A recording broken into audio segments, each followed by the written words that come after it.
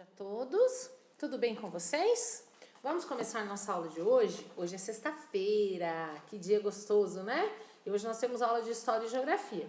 Então vamos lá, comecemos com a nossa aula de História.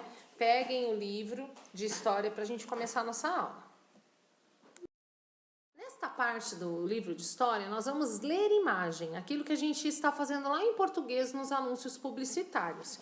Então vocês vão ler o texto da Carta Náutica do século XVI, então vocês vão ver, vocês vão descobrir que nessa época tinha muitas navegações, que os europeus queriam conquistar terras, né, e eles iam pelos mares.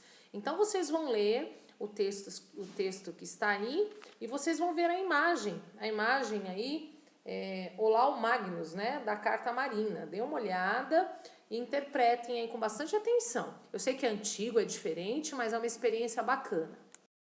Na página 25, vocês vão responder em cima do que vocês entenderam da leitura do mapa, da Carta Náutica do século XVI, as perguntinhas 1, 2 e 3. Todo mapa tem um título, vocês sabem disso, olhem lá embaixo, veja o nome do autor, veja em que século ele foi produzido, ele foi feito.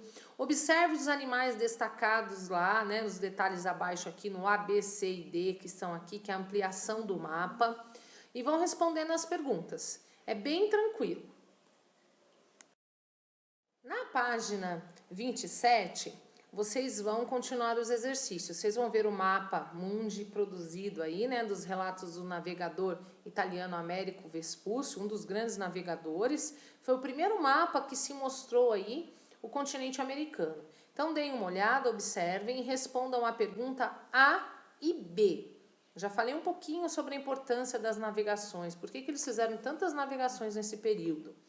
E na 3, vocês vão ler, né, na época das grandes navegações era comum as crianças trabalharem, nós já vimos isso um pouquinho.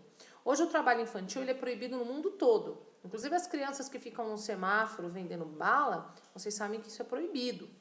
Mesmo assim, ainda existe casos de menores que trabalham ilegalmente, tem crianças que trabalham mexendo com carvão, trabalhando para tirar cana, infelizmente ainda tem.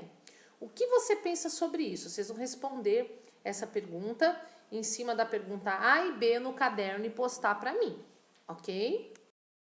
Depois, né, da nossa aula de história, depois de tudo que nós aprendemos aí, vocês vão agora parar um pouquinho, bebam uma aguinha e nós vamos agora para a nossa aula de geografia. A aula de história parece um pouquinho difícil, mas é que os mapas são antigos, né, mas são informações bastante importantes para a gente entender como a história aconteceu, né, no nosso mundo como um todo. Geografia. Nós lemos na aula passada o texto da página 26 que fala a destruição das espécies vegetais e animais.